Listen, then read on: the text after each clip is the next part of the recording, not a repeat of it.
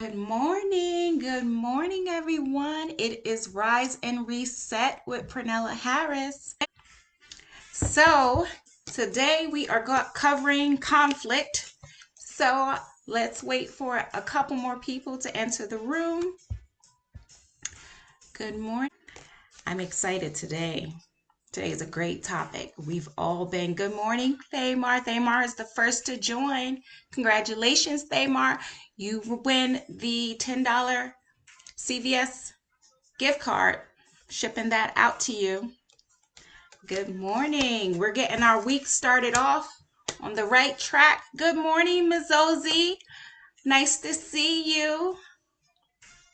I'm so excited. All my people are getting up early in the morning to start their day off with Rise and Reset. So come on in. So while we wait, I am just I want to check in with you guys. Mazozi, how's your week been? Thamar, Michael, tell me about how your week has been so far. Go ahead and type it in the comments. So let me know how you guys are doing. Let me know how the week has been for you.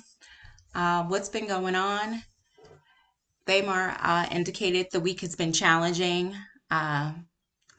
Sorry to hear that, Thamar. How are you getting through that challenge? What are you doing? What are some things you're doing? Oh, we're just checking in as we allow more people to join. I just want to check in with you guys that are on. Let me know how your week has been, what's been going on. Today's topic is about conflict. So as I had mentioned earlier, we are 6 weeks into our quarantine, and you have been home with family members, spending more time than ever together. So if your family is like anything like mine, I'm sure you have been round the clock conflict resolution teams activated. So let me know while we allow more people to join us. Let me know how your week has been going. Check in. Let's see. Okay. Christina Linway, good morning. Christina says her week has been a little quiet, getting harder to work from home. Yeah. Keeping that motivation going, I imagine, is difficult. Michael says it's been tiring, but ready to get back to the new normal. That's great. We're all excited just to get back to our normal routine. So, well, I'm going to get started now with our topic. So, if you've joined me before or if you're new, my name is Pernella Harris. I'm a licensed clinical social worker. I am the owner and founder of Restorative Family Services, which is a mental health practice. We provide individual, group, family therapy. So I'm doing these lives just as a way of inspiration to get us through these difficult times, to provide encouragement, to help you start your day off on the right track. I'm providing wellness tips, wellness strategies. We're a community, so we're learning from each other. So I'm really excited about this. I've been enjoying this, so great. Good morning. Today we're covering conflict. So today I'm not going to do story time because, like I said, you guys have been home 6 weeks. I'm sure you got better stories than I can ever come up with. So I want to hear from you. Tell me what type of conflict, what conflicts you've been going through at home. What have you been seeing? What have you been involved in? So go ahead and type that in there. While you're doing that, I'm gonna keep the party going. I'm gonna let you know some of the things I've been seeing in my house. So one is conflict with my daughter and son. They're always fighting over territory. You know, we have lots of rooms, but my daughter she just likes to bother her brother. She's the youngest. I have a 7-year-old and I have a soon to be 13-year-old. And anything she wants, she just likes that interaction. Is if she knows he likes to play his video games in the playroom, she'll go in the playroom. Even though she can do what she needs to do in other rooms, she'll go in there. So they're always fighting over territory. So that's one of the conflicts that I'm seeing. You tell me about some of the things that you guys are seeing in your homes, because that's today's topic we're talking about. So sharing what the conflict is that you're seeing. The other conflict is my husband and I are both working from home. So again, territory. Now we have one home office and what I do, I need privacy.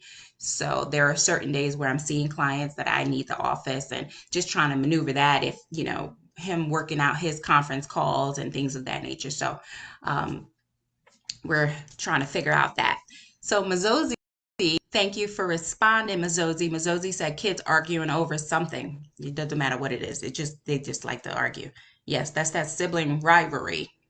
Thamar says kids are always getting on each other's nerves. Yeah, they're cooped up in the house and they got all this energy and they don't know what to do with it. So why not share it? Share it in the negative way. Just I need to expend some energy. I'm tired of being in the house. I'm agitated. So I'm gonna go ahead and get on my sister's nerves. I'm gonna go ahead and get on my brother's nerves. So yes, I'm the baby. I have an older sister and I'm the baby. And I remember doing that. Just I'm bored in the house, bored in the house, bored. So I bother my sister.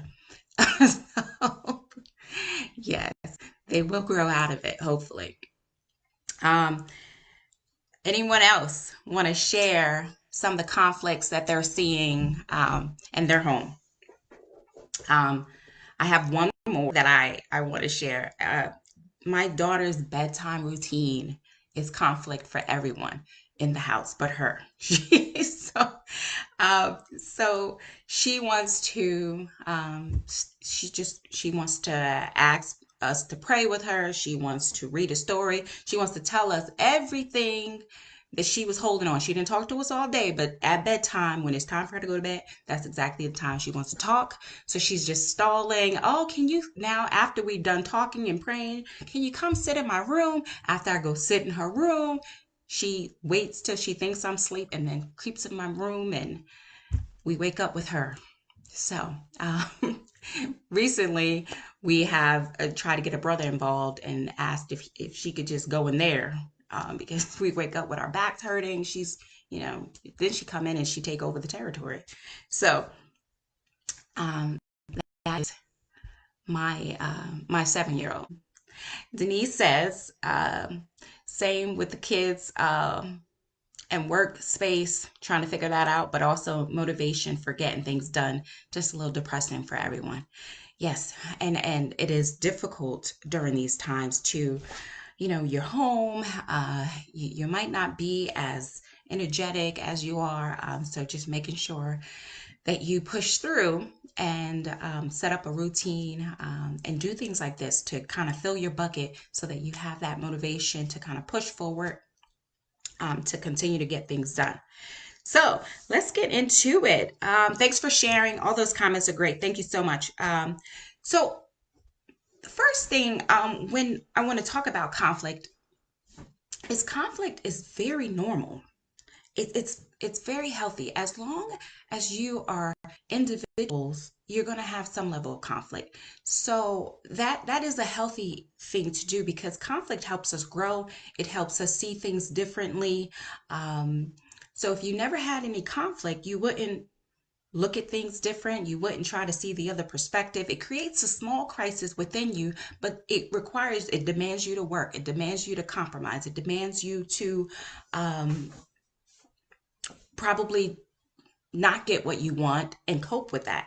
So when you approach conflict, I want you to approach it from a problem solving perspective. I want you to see it not as some evil thing out there that is trying to take you down, but just as a different way to look at a problem. And married couples have conflict, parenting children have conflict, you have conflict at work, you have conflict in every aspect of your life. Why not learn about how we can maneuver that better? Why not learn about how we can approach conflict in a healthy way? Before I get into my tips, I want to know what you guys are doing. How do you solve conflict? How do you solve conflict in the house? How do you solve conflict with coworkers? Tell me what you guys do to solve conflict. Guys, tell me what you guys do to resolve conflict. what's already in the toolbox, so I know where to target my. Sandy says she's prayed, Lord help me. Okay, yes, that's where you go first. Um, go ask, and that's a good conflict resolution, because a lot of times we're so reactive. Like the first time someone says something or does something, we get triggered, we immediately react. But if we were to stop and say, Jesus, help me, Lord, take the wheel, it gives us some time to think. It gives us a moment, some space in between whatever is happening for us to think. And that small opportunity allows us to rationally think of what's going on here. Mazozi says space, um, restorative discussion with Bunny, where Bunny is the stick, the talking stick. Okay, explain that a little more to me, Mazozi. That sounds interesting. All right, balanced communication. Great. Tell me about that, Danielle. Danielle mentioned balanced communication. So tell me how we could do that, because we're learning from each other. This is the great thing about this community. You guys have some great tips, and we can all learn from each other. So communication is key. Oftentimes, something that's a conflict for you may not even be a conflict for the other person. So first, letting them know helps me so we can plan to deal with it. Thamar hits on a very good point. Just because you feel that emotional turmoil inside doesn't mean the other person is recognizing that. And so you can feel triggered, agitated, and you can feel attacked, but unless you communicate it, the other person may not even intend it for you to feel that way, or for it to come off or have that reaction. So that is a great point. Denise says, listen, and listen, don't interrupt. And if she recognizes sensitive topics, sometimes I ask why to better understand. And when I feel I can relate, I will ask if it is okay to discuss possibly brainstorming. If all fails, I might yell, might walk away. Okay, great. So really trying to understand the other person's perspective, and trying to hear that. That's great. Thank you so much for sharing. Thank you for sharing that. Mazozi says each person talks about their feelings in a positive way, using I rather than you. What could have been done differently? Very good. We're so that's a great point, Mazozi, in how you deal with conflict. So when you use I statements, really it takes ownership of your emotions. That's one thing people can't argue with you about. It's really how you feel. They can't say, no, you don't feel that way. It's your feelings. So when you say I, you're really taking ownership of how this made you feel. And rather than saying, you did this to me, which is a more blaming accusation, and it puts the other person on a defense. So you say, I feel hurt when you talk to me with that tone of voice. It's really communicating, and Thamar had hit on this, it communicates how this impacts. So a lot of times we have communication where we intend for something to come off one way, but it doesn't really matter what your intentions are if it didn't land that way, because communication is about how the other person is going to receive that information. So that's a really good point, Mazozi. Thanks for sharing that. You guys have some great things. This is why I told you guys we're going to come up with some great stuff. This is a great community here. Danielle says fair exposure and processing of negative and positive emotions, giving and receiving feedback. So that is really times we just want to talk about good stuff, right? We don't want to have uncomfortable conversations about negative things. So being able to sit with that uncomfortable feeling, to really be transparent to the other person, is one, a skill. It takes some skill to be able to be vulnerable like that, and being able to accept feedback. We're not perfect beings, so we're going to do things, and we might inadvertently do things to make someone upset or get them angry, and hearing that doesn't always feel good, but being able to manage your emotions while you have that conversation. So, Deborah says, keep your emotions in check. We often respond based on our emotional level and instability. Yes, that's important. When you really, when you have uh, a good sense of emotional regulation, you can have these conversations. But sometimes you get triggered and you want to react. And when you react, you usually say things that you don't want to say, or you say things that are hurtful to the other person that you kick back. And now that's where conflict happens, because now they're feeling defensive and now they have to rebut and respond. And it's just a cycle, and it'll keep escalating. But if you have a good check on your emotions, you can, rather than be reactive, you can respond, because you're coming from a place of peace, because you already dealt with your own emotions, and now you're able to assertively communicate what it is that you want to communicate without trying to attack, without trying to tear down, without saying mean things because you're feeling uncomfortable and you want to hurt the other person. So when your emotions are unchecked, it's no longer about solving the problem. It's about winning, and you'll win at all costs. You'll win even if it requires the other person to leave bloody, bruised, and resentful. So making sure that you keep those emotions in check. Denise says, eliminate saying always, every time. Yes, Denise is talking about where you live in absolutes. You know, it can happen one time, but you always do this.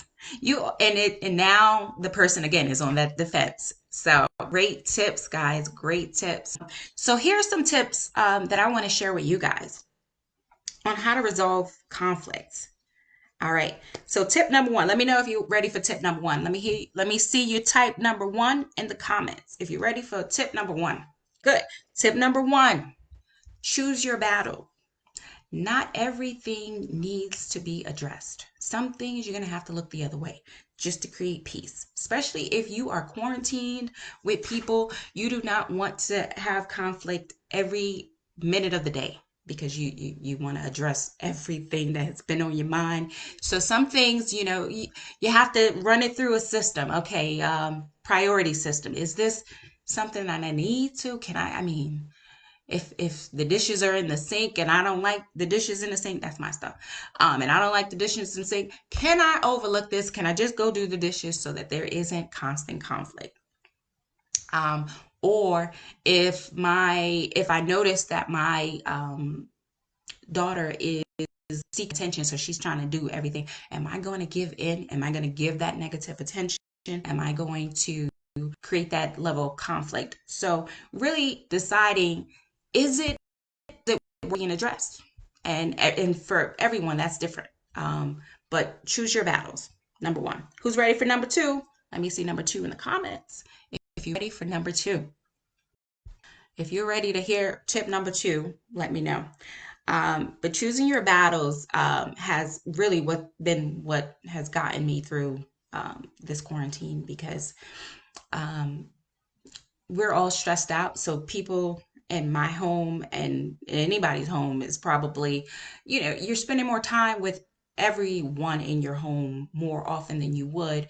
So offering some grace, some level of grace is necessary to keep the peace in the home. Denise says she's ready for number two. All right. Candy is ready for number two. Christina is ready for number two. Okay. Number two, take a break and calm down.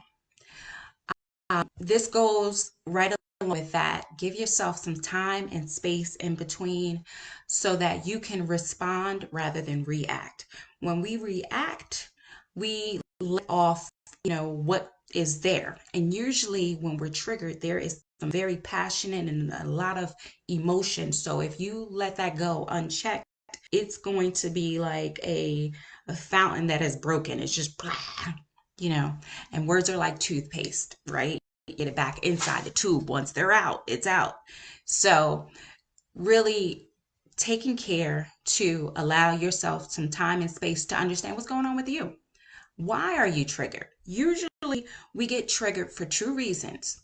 We usually get triggered if there is a need that is not being met, or there's a value that is being tapped on, something that we hold dear. So think about if you ever got cut in line, there's a value. You get triggered because there's a value. You value people taking turns.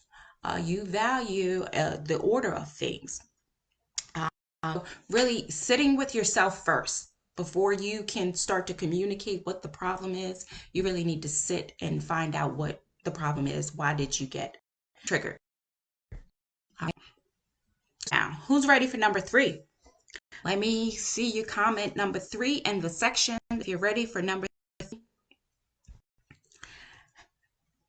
Jenny replies, woosah. Yes, take a minute to woosah, Jenny. Just taking a break to calm down. Sometimes that's, we want to get back at them like, oh, no, you didn't say that to me. I'm going to tell you, but give yourself some time, give yourself some space to really think about response. Deborah says she is ready for number 3. Samantha Singletary is ready for number 3. Who else is ready for number 3? Candia is ready for number 3. Vatch is ready. Good morning. Good morning, Vatch. All right. So number 3 is focus on the problem, not the person. So when we get triggered and our emotions go unchecked, we want to attack because we're not feeling very comfortable, or we feel that they probably attacked us, so we want to go right back at them, and we lose focus of what it is that is really going on because 1, we didn't sit with ourselves to understand what our emotions were, and 2, we did not understand or did not articulate our emotions or even label it because we didn't have that time. We just were impulsive and we wanted to act quickly, and now it's an attack. Well, I hurt, so I'm gonna hurt you, rather than explaining to the other person what they did, how they hurt you, because they may not have intended that. So really focusing on what it is. So it might sound something like,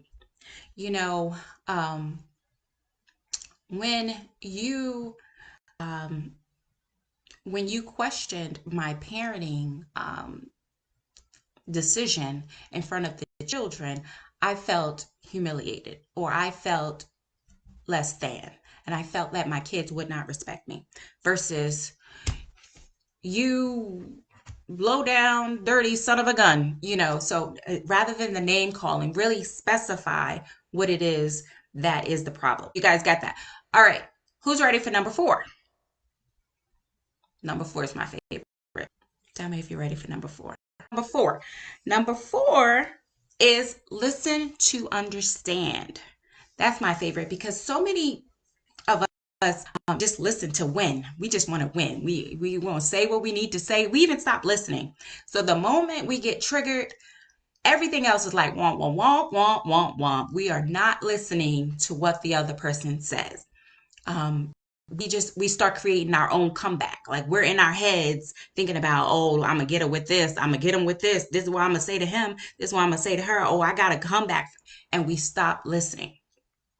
Whatever they said after that, we just shut it down. I'm respond. So when you listen to understand, you really are moving somewhere, because now you're looking for the underlying emotion is behind that other person's statement. Okay, so but number 5 is compromise. You're not always going to get what you want out of the conflict, and you shouldn't expect that. You should expect to give a little and get a little. So compromise is number 5, and it's important to be able to have wins. Be able to offer some medium ground in there. So I'm going to review resolving conflicts. Number 1, choose your battles. Number 2, take a break and calm down. Number 3, focus on the problem, not the person. Number 4, listen to understand. Number 5, compromise. So hopefully that helps you guys.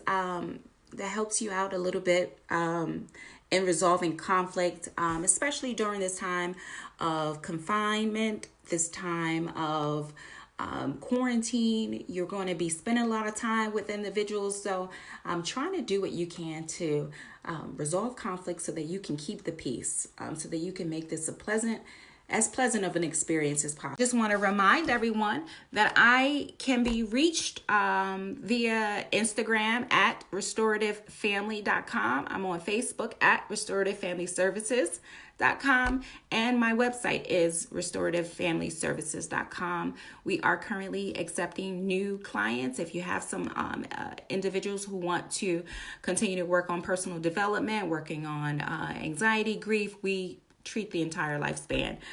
They can reach out to us, and we are definitely here to help our community. We're doing telehealth sessions during this social distancing time. So yes, I look forward to seeing all of you next Tuesday. We're doing it again. So I'll see you next Tuesday at 7:30. Thanks everyone, and I hope you have a pleasant and productive week.